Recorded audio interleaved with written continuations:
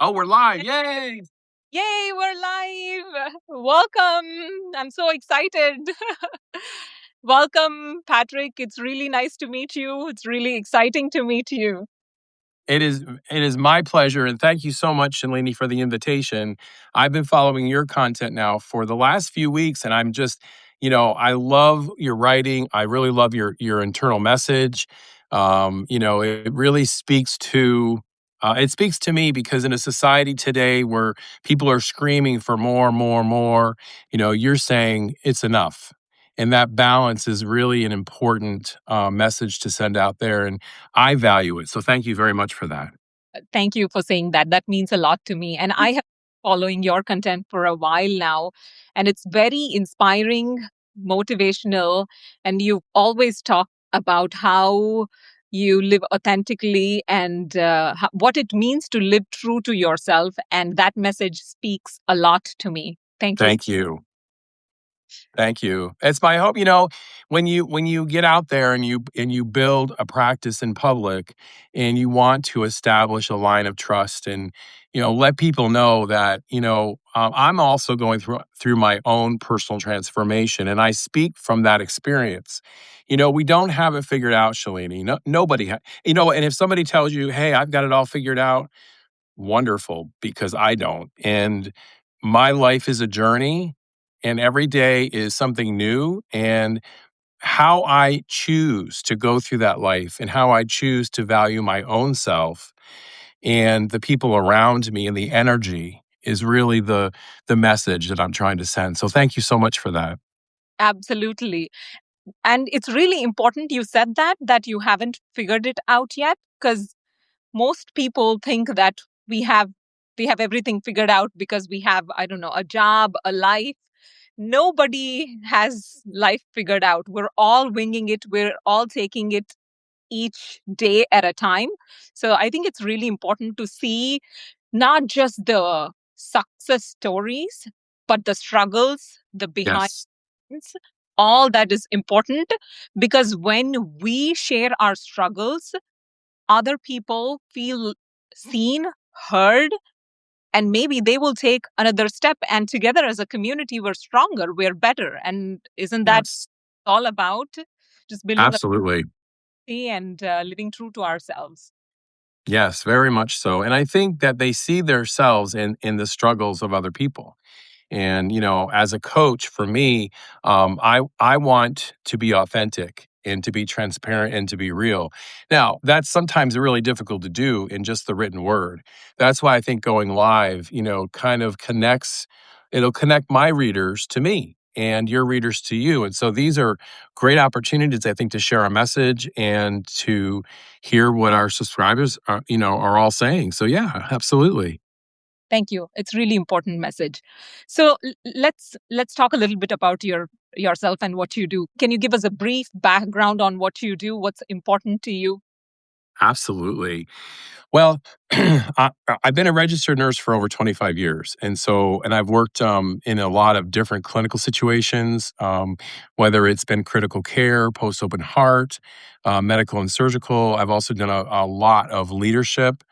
When I finished my doctorate, I decided that I wanted to teach. And so I maintained a teaching practice for many years at the doctoral level. And then I was introduced to coaching by a friend of mine who was actually a former student. And she said, you coach so much already. This will formalize, what you do. And as I thought about it, I was like, wow, that's really true because I do coach a lot. And so I went through the American Holistic Nurses Association and became nationally board certified as a holistic nurse coach. And I decided, I'm going to go ahead and start a practice. And I'm at that age now where it's time for me to follow my passion, and stop the hustle and bustle, the 9 to 5, but I go through the same thing that anybody else does, truthfully, when you leave a 9 to 5 job and you go into your own practice. But I decided to come to Substack to build that practice in public because I wanted people to see the challenges, the success, sadly, the failures, and the challenges that it takes to build a business, period, but to do it in public. So Um, that's where I've been. I joined Substack probably in July, but I didn't really get active until October. And then October, I just hit the fast forward button, and it's been an incredible journey ever since. And I get to great meet wonderful people like you. That's amazing. That's such a beautiful journey. And it naturally leaned from one stage to another stage. And you briefly talked about your 9 to 5. Can you tell us when you decided to leave 9 to 5? Well, I've always been impassioned with the idea of starting my own business for many, many years. In fact, I spent many of conversations with my brother talking about different ideas and different approaches and strategies, and none of them really spoke to my heart. I didn't want. I wanted to do something that was going to help people because that's who I am, as inherently who I am. And so the coaching business really started to become alive for me probably in around March or April. And I had already done a lot of pre-work on coaching, and so I thought, you know what, let's just let's just do it. Sometimes you have to take that leap. And in fact, in my Substack, I wrote about taking that leap and the challenges that there are when you make a decision, the fear, the anxiety, and the all the questions that come into your mind of how am I going to make it financially, and do I have a plan B? Do I have an exit strategy? There's so many different things that that you face, and then sometimes you just have to take the leap, and that's what I did. Now I'm working out my last week of my notice this coming week, so it's real for me. It's definitely real. Wow, that's exciting. Congratulations. It's a huge step. You need a lot of courage to take that step. So great job. Thank you, thank you. I'm trying to steady my camera. I don't have a stand. Mm, So I didn't realize it was going to be on my mobile. I'm like got my computer open and everything. So let me just see if I can steady it here. There we go. okay, great. All right. So for people watching or people out there who are deciding if they want to or they need to quit their 9 to 5, how do they make that decision? There's a lot of information out there. Some people think that you have to do it all meaning you do 9 to 5 and 5 to 9 you work on your business. That's one option. Then there's people on the other end of the spectrum who think that you have to just go all in. You take the leap, just take the leap and just jump in and figure it out. And then that's the spectrum, and there's a lot of people in between. So what's your take on how do people approach making a decision between jumping all in or doing both for a while and figuring it out? I think that is a very personal question. It's a question that really drives the understanding of where are you at in your life, from a financial perspective, what are your responsibilities and your obligations? What confidence level do you have in the success of this business idea?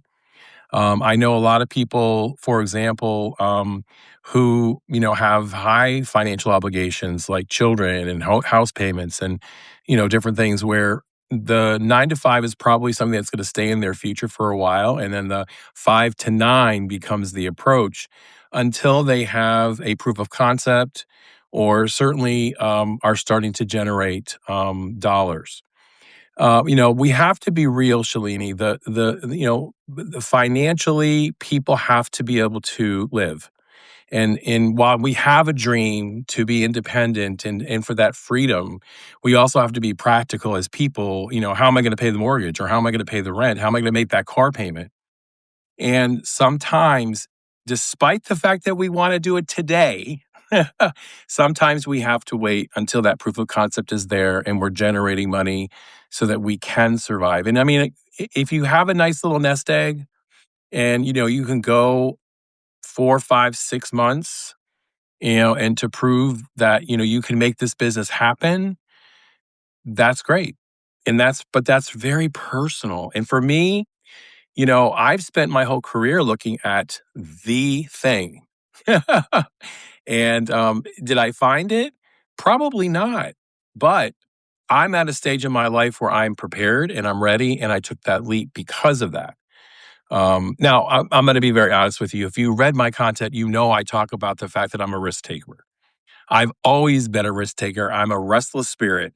And sometimes I take the risk even before I'm ready. And there's been successes with that, and there's been failures with that. So I really think it's personal. What about you? I mean, you work with, money management, you work with, clients all the time. What is your take on that? Yeah, so thank you. I really love your answer about it being very personal decision, and it really depends on what stage of your life you're in, what responsibilities you have, what commitments you have. I completely agree with that. Uh, for me, I also have a similar approach that it really depends on you, what you really want to do. I will say, in terms of risk, that I agree with you. The older I am getting, the more risk prone I'm becoming. Because generally, even in money management or wealth building, people say your investments as you grow older, they're less risky because you want to save your nest egg, you want to protect your wealth. That is a good philosophy, but generally in life, I have realized that the more you're open to being more open to having any or wide range of outcomes, you just take risks, because I'm okay failing, I'm okay succeeding, Right. I'm okay being somewhere in between that ends of the spectrum. So there's really not much to lose. You have to take the risk. And and our brain is built to survive thousands of years ago, meaning we were protecting ourselves from large mammoths and things like that. That's why our brain is designed to keep us safe. That's why it doesn't take risks right away. But in the modern world, our brain hasn't adapted properly. So it still is in that fight or flight mode. We have a lot of assessment towards, and we're a lot of what do you say, um, aversion towards risk. But Yes. in modern world, there's really not much to lose. The people that you love, they're not gonna you're not gonna lose them if you take a risk, right? Right. The things that are most important to you in your life, you're not gonna lose them when you take a risk. So you just have to take a risk. There's only upside to taking risk. There's really no downside. But to your point, you have to balance that with being able to provide for yourself, for the ones that you support. Once you have that balance, then you have to go all in. Right. There's no reason not to. I totally agree with you. And what a great philosophy to have. And I think that, for me, it really was about that. And I agree with the statement you made earlier, where you said that the older I get, the more risk averse I become. I have found the same thing. The older I get, when I was 25, I would take the leap, I would jump, and it didn't really take much for me to do that. Today, I'm 61. I'm a little bit more inclined to think about the risk first, not because I have all these different obligations, just because I think safety becomes a paramount issue, right? I have a little story, if I can tell you this story, and it all talks about this risk aversion. One of those times that I took a jump that wasn't successful, and I remember at the time I was living in Florida, and it just didn't work. And I mean, I was desperately broke. I mean, desperately broke. And I was in between jobs. Now you would think, well, he's an RN. Why would he be desperately broke? Well, I was in between positions and I was starting a new job. But you know what happens in that period of time where you spend all your savings and there's just nothing? And my brother came to visit me one day, and I never said a thing to anybody because I'm incredibly private about my own personal affairs. But he came to visit me one day, and he took my hand and he put something in my hand. And he told me, he said, "Don't look at this now, wait till I leave." And so he left, and I opened up my hand, and it was $500. Now, I'm here to tell you, you will not ever understand how that $500 impacted my life. I stretched that money for the full month until I got my first paycheck. Oh. And 6 months later, I went to his house and I took his hand and I said, I put something in his hand. I said, "Don't open it up until I leave." And it was the return of that $500. And that has stayed with me. And this is 30 years now, 25 years now. It has stayed with me as a part of that risk aversion, Shalini. So there's an experience that'll happen in your life that may inform how you make decisions as you get older. Just Mm, saying. wow, that's really touching story. It looks like you have an amazing brother who's I do. you. So that's also very important. Like building relationships, community, be it brother, family member, friend, people on Substack, right? It's just community. That is the most important thing, and I strongly believe that Substack is a place where you can cultivate that. So that has been one of the motivating factors for me to be on Substack, because I've never been on social media. I'll tell you about me a little bit about me. I have two kids. In the last decade, my life has been running around the kids. So I haven't had the time to really do much of anything beyond work and kids. So I stayed completely away from social media altogether. Just a couple of months ago, maybe a month ago, I started Substack, and I will say that the people that I've met on Substack, the conversations that I have had with them, it's been life changing. Yeah. Because it's hard to find people that think like you, that feel Mhm. things as you, and who think of th- who have the same important things in life. To just meet those people is very hard. Substack makes it really easy for us to find people like us, so that we can connect, share ideas, and more importantly, grow together. And that's important. Absolutely. Absolutely. Yeah. And remember, too, that I think the message that you put out there resonates a great deal to attract that audience. And that's what's interesting is when you find your tribe on Substack, um, it's so cool because it's so easy to make friendships because not necessarily because we all think alike. I don't think that. I mean, I think there's a lot of diversity in thought within the Substack community, and even within my audience. I'm almost at 80 subscribers, which is crazy, but there's a lot of diversity in the people that subscribe to me, and so as I'm sure is true for you. Absolutely. And it gives a space for you to be yourself. You don't have to change your opinion to to be part of a community. You can still be yourself and then be part of a community. Speaking your truth, being authentic. And that was one of the philosophies I had for joining Substack. I was not going to dim myself or to, make myself shrink or be smaller because I was afraid of getting an opinion that wasn't my opinion. Um, sadly, I divested myself from other social medias. Facebook, I'm still on TikTok, but I'm slowly weaning myself off of it. I'm off of Instagram. And, really my primary platform is Substack. Good. So now that you brought up about platform, how are you growing on Substack? What have you learned in the past couple of months? For any listening, what should they do to grow if they're frustrated that they haven't seen much growth recently? That is such an important question because it was one that I had when I first started. Like, how in the world do you grow on this if your essays don't necessarily get pushed by the algorithm? Then the only way you can grow is through notes.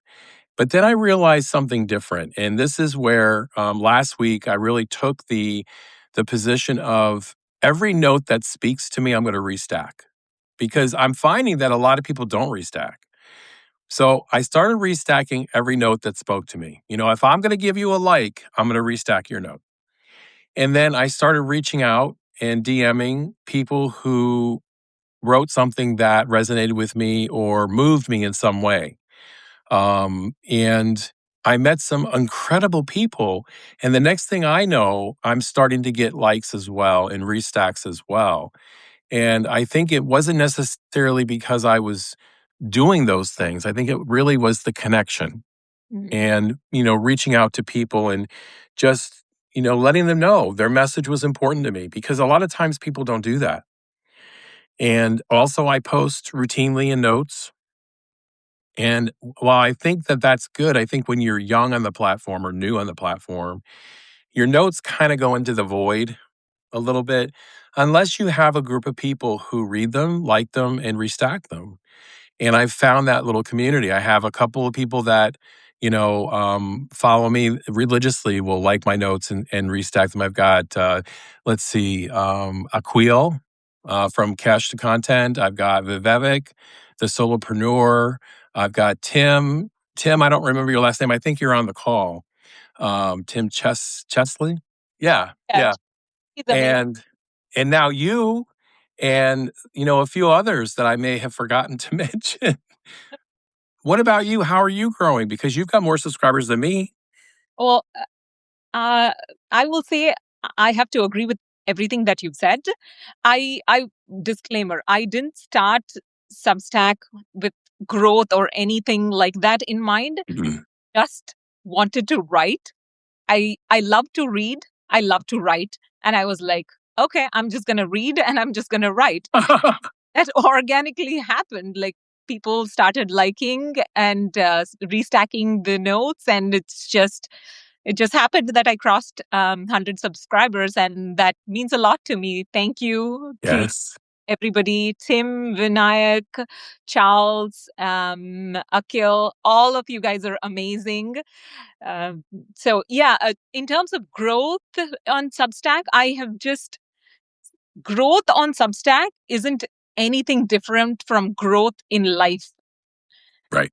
In life, how to grow is you learn, you be nice to people, be kind to people, you become friends with them, you grow with them, you help them, you learn from them. That's what we do in life to be good people, right? You go Yes. new friends, you if they want to help move, they're moving, you just go help them. That's essentially what I do. Okay, you have a kid who's sick. Okay, I'll help take care of the kid. So Bravo. it's nothing different. Once you understand life, it all comes together. How you be, and that's how you grow in career. That's how you grow. You do projects. You sign up for things that you're not comfortable doing. You take new opportunities. Then people see that, oh, she wants to grow. She's interested in growing. So they give more opportunity. That's exactly same on Substack as well. You just read people's stuff, tell them you like what you read, and they started seeing you and they enjoy your writing, and it's just a community. We grow together. And in life, you can't do much if you're isolated. If you isolate yourself, it just it just is a tough spot to be. The more you put out, the more you get. That's Agreed. what I've seen on Substack. Absolutely. Yeah. I mean, that is, you've got the perfect perspective. Perfect. And just for me to clarify, I never really came on Substack to grow this immense audience. I came on Substack to work to help people. And if my writing resonated, great. If it didn't, then it didn't. I wanted this to generate a sufficient number of leads for my coaching practice that would sustain me as a business. So, I mean, that's practical. That's why I joined. But the other reason I joined is because I have something to say, and I try to be a good writer. I really try to articulate a message that's important and resonates. And Substack just gave me the platform to write, which I absolutely love to do. And so that's why I'm here. That's exciting.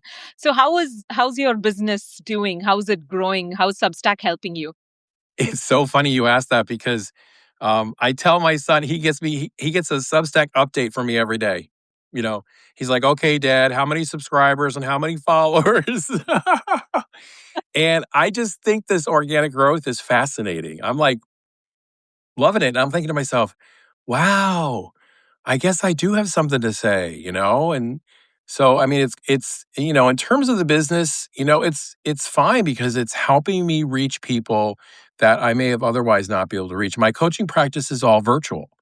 So I can coach, across the country. And because I'm a holistic coach, and I don't necessarily work within the confines of my RN license, I can coach across the country. But because I am compact in terms of my licensure, I can nurse coach across specific states. So there's a very real consideration there, and I have two different agreements that I use depending on where the individual lives. So, but one of the things that I've started to do on Substack, and I'm going to continue to do, but this is one of the challenges as well, is I'm gonna, I firmly believe that people don't necessarily understand coaching until they've experienced it. Mm. And there's a lot of coaches out there, right? There's a lot of people that have the term coach. Oh, I'm a coach, I'm a coach, I'm a coach. And that's great. That's really great. In fact, in one of my writings, I've said to them, I'm a very humble guy. I don't flaunt my credentials. I mean, I have a doctorate. I've been a nurse for 25 years. I'm nationally board certified. I don't float those around because I don't think it's necessary. What I do want is my clients to understand that in this day and age, when you call yourself a coach, and I'm a coach that has the credentials and I back up the trust that my clients have given me because I take that so seriously, and I want them to have the results that they're looking to have. That's really important message. Thank you for sharing that. I do see that a lot of people have the word coach in front of their names, but I sometimes question the the qualification or readiness. It all depends on what qualifications you have and how Right. much people. Yeah. So another question that I'm interested to know is for creators in the same space as you, what do you think are their main challenges are in terms of growing in this space? Is it saturated? What do you think they should do to grow? I originally thought maybe the space was saturated, but there's how many? There's 380 million people in America, and people need to be coached. They need to they need help getting unstuck in their life. They need coaching for business. They need coaching for education. They need coaching for any number of things. My specialization really deals with life coaching, where you're wanting to make a change, but you're fearful, or when you want to make a decision, but you're not quite sure what roadmap you need to have to make that decision. So when we talk about that type of coaching, um, that really deals with a deep level of emotional commitment to becoming a different person, right? So I don't necessarily believe that the field is saturated. But here's the difference, Shalini. I think it's really important that your voice and your perspective be put out there because there's nobody quite like you. And as a coach, there's nobody quite like me. I tend to be defiant. I tend to be, cutting edge. I tend to be, I'm going to challenge. Okay. But I'm also one that has an authentic and real heart. And I'm going to understand the pain. I'm going to understand what you're going through. And I'm going to use curiosity as my centerpiece for helping you achieve the goals that you want to achieve. My philosophy is that no one's broken. They don't need to be fixed. And that every one of my clients has the inner wisdom to make a significant change in personal transformation. And all I do is help facilitate and guide that through curiosity. And that's the difference. So when we talk about being saturated, yeah, there's a lot of people out there doing this, but guess what? Nobody's doing it quite like me. And what's the same for you, right? I mean, your field, I mean, financial freedom. I mean, let's talk about that for a minute. Sure, yeah, I agree with you. It does feel like that sometimes, like when you're on Substack, that there's a lot of people talking about the same types of things and concepts. And sometimes it feels like it's hard to stand out. But I really resonate with what you said, that there's only you, and there's only one of you, and how you approach a problem is completely different from somebody else that approaches that same problem. So while while we may feel like there's a lot of us, it's saturated, I really strongly feel that we bring something unique to the table. Yes. And you talked about financial freedom. I will say that I I don't have a certification or anything in financial coaching. I'm basically an engineer. I have a 9 to 5, but a few years ago I started learning about financial freedom and and being rich and wealthy.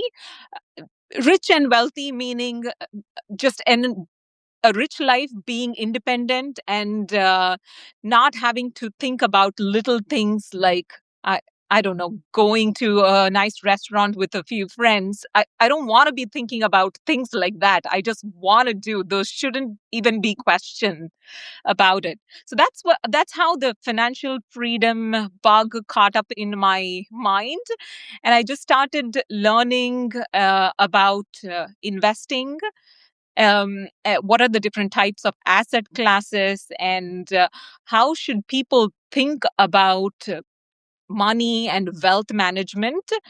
Because unfortunately, even though I have a master's in electrical engineering, I never took a single financial education class. Nobody ever taught me. Like, that is the top most important thing in life, like awareness of financial education. And somehow I I ended up working without taking a class. So I just started reading books by Warren Buffett, Charlie Munger, Morgan Housel, all the big financial uh, advisors and investment advisors. And once I started reading their books, you see the common threads, but you also see completely different philosophies to financial investing and approach. Some people are very, very risk averse. It's like, do not invest in anything risky, just keep investing in maybe bonds or exchange traded funds or index funds, and just call it a day. Other extreme is they just gamble away. They just invest in the next shiny thing, quantum stocks, AI stocks, whatever is the next shiny thing, robotic stocks, options trading. Like, this ends of the spectrum, and there's people in between too. So it gets really loud and noisy because people don't know what to follow. Everybody is yelling loud at the top of their voice, saying, you should do this, you should do this, you should do this. And it's really challenging for people to discern good advice and advice that is relevant to them, because nobody is wrong. Nobody is fundamentally wrong. They've found advice that works for them, their lifestyle, their approach, their unique situation. And if we blindly follow somebody's advice, it works for them, but it may not work for us. It's almost like asking somebody who you should marry. You're not like, if I ask you who I should marry, you will tell me, but probably that person is not right for me, right? Right. Absolutely. Yes. It's like, I think the first step in financial freedom is understanding what kind of person you are. Then you will be able to take advice. Then you will be able to hear, oh, which which advice is right for me. So that's exactly what I did. I read tons of books, like really, really crazy. I went through a period of just reading and reading and reading. Now I understand what are the ends of the spectrum and where in that spectrum do I want to fall. And my goals are mainly, I'm not looking to be like a billionaire in months. No, I that is over aggressive. But I also don't want to be like counting dollars and pennies and thinking twice to do something that I love. I want to build financial freedom in a reasonable time frame. Like you have to think over the next few years, maybe a decade. But it's like what is the point of, okay, I'm going to have some money by the time I die. I'd rather enjoy something now. But Yes, exactly. that's how I started writing about financial freedom and investing. And I'm writing an article now about how to get started with investing. I assumed most people have this knowledge, and I started writing. And then one of my friends on Substack, she reached out to me and said, "Hey, can you write like the basics? Like how should I get started?" I'm like, "Oh, I assumed this is common knowledge because it's available on the internet." But You know what I see, Shalini? I see a digital product coming up. A digital health guide on investing and those types of things. Even though you're not a financial advisor, I think that's a wonderful opportunity for you. Oh, thank you. That's a great idea. Let me start with my post first, my free post. Yeah, that's true. That's true. A couple of things that you said that I think are really important. First of all, is the fact now I'll be the first one to say I'm an advocate of advanced education because of my role as an educator. But I also believe in the experience of life where you take control of your learning and you take control of that education and you read and you do and you learn and you experience. That is what makes a whole individual, right? And so, coming from that perspective, it doesn't matter whether you had all these financial courses or not. What does matter is that you are learning yourself, you're directing that learning, and then you're applying that learning to real situations in your life. That application as an adult person is huge, right? And then from that experience, you gain life value that you can share with others. And that's really what it's about, right? Absolutely. Yeah. Completely. And that's how I started this journey, not because I have a product in mind or anything like that. When I started financial investing, it was it's a noisy place, and I really did not know how to get started and what to focus on and where to put my money in.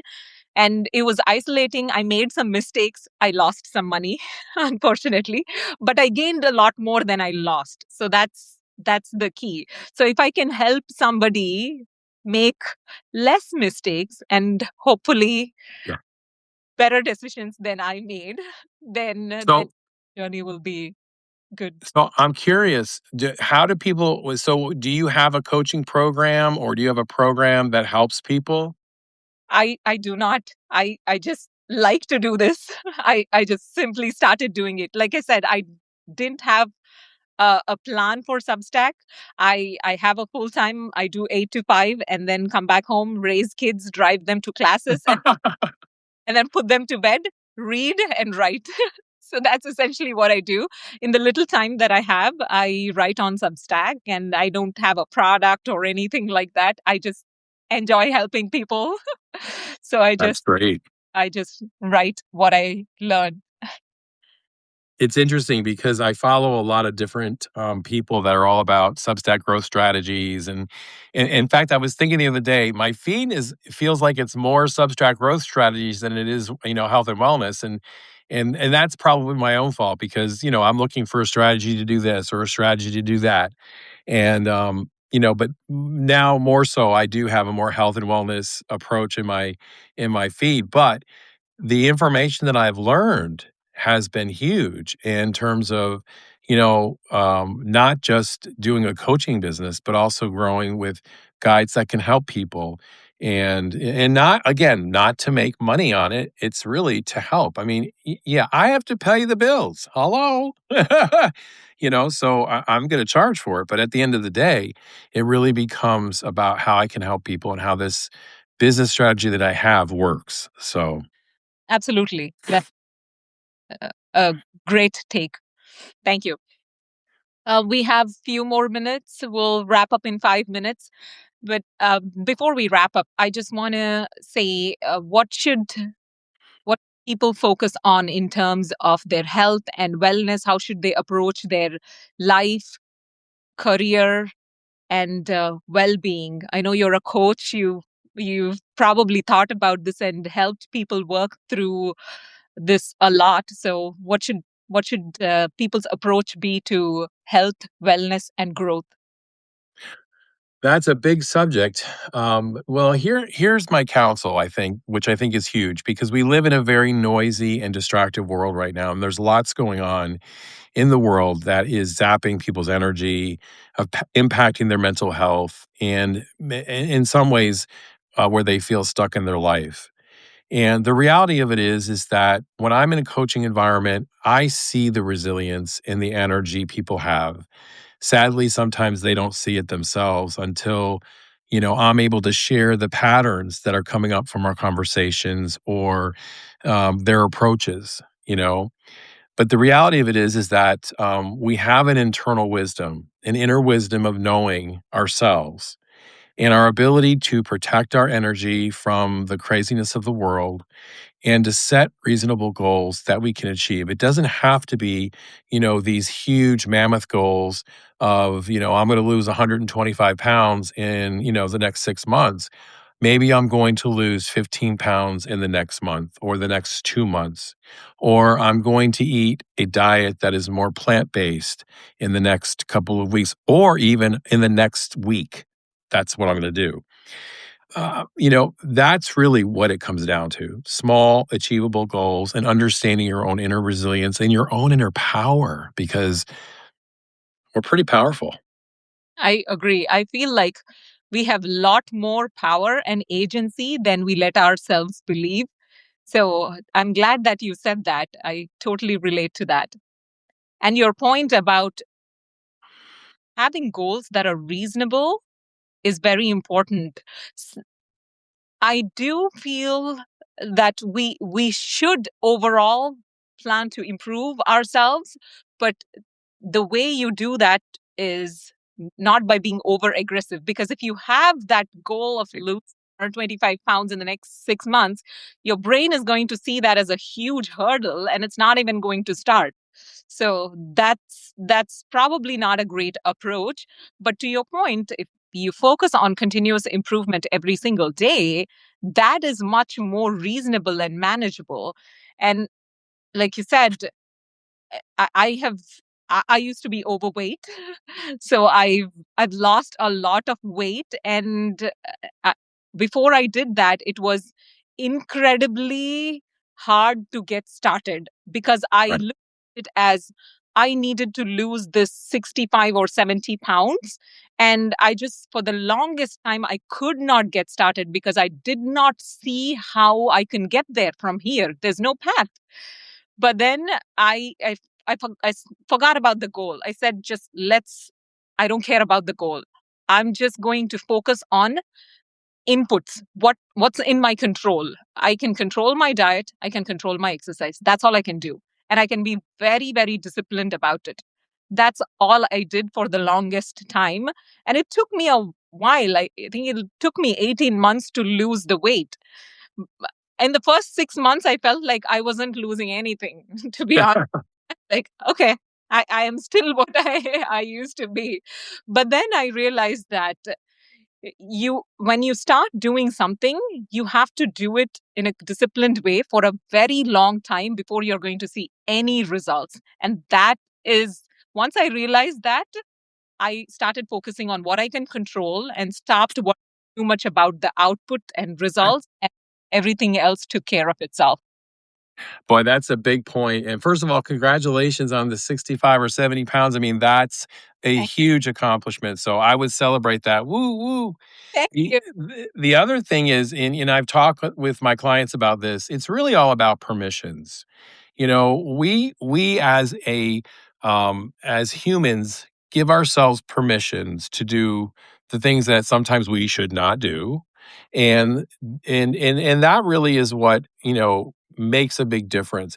When you give yourself permission to not go on that walk, or when you give yourself permission to eat that muffin, despite the fact that you made it very clear to yourself what your parameters are. It's not failure. What it is a lesson learned that the permissions are not working. And so now you have to regroup and find out what those permissions look like and what new permissions you may give yourself. Maybe you need a week. At the end of a week, maybe you need a break. You know, and so it is that discipline. It is those permissions that make all the difference in the world. So, yeah, absolutely. Oh, that's amazing. That's such a great message for everybody to take away from this call. We're at the end of this session. I am really, really happy to have had this conversation with you. It's been exceptional. You're such an inspiring person. I love Thank your. you. I follow you religiously. Please keep writing. Oh, thank you. Yeah, it means a lot to me that you did this live session with me. It's our first live session. It's been so much fun. Yes. Oh, Shalini, it's been wonderful. And I have to say thank you so much for inviting me. And like you, I am so appreciative of your writings. Keep writing as well. Keep putting that message out there. And for all of the folks that have joined us, we have 15 people that are here. Just wonderful. Thank you all so much. Thank you all so much. It means a lot to us that you joined. So keep following Patrick. He's amazing. We'll learn great things from him. And keep following What is this? It's by Shalou? It's called By Shalu. My name is Shalini. My best friends call me Shalu. So I just have that as By Shalu. I go by Shalu. Awesome. Perfect. Thank you, Patrick. Thank Off you. with your business. I am sure that you're going to be a great success and I'll be championing for you. Same here. Thank you so much. Thank you. Have a All right. great bye and keep warm and keep safe. Yeah. Bye bye. To you too. Bye bye now. Thank you. Bye.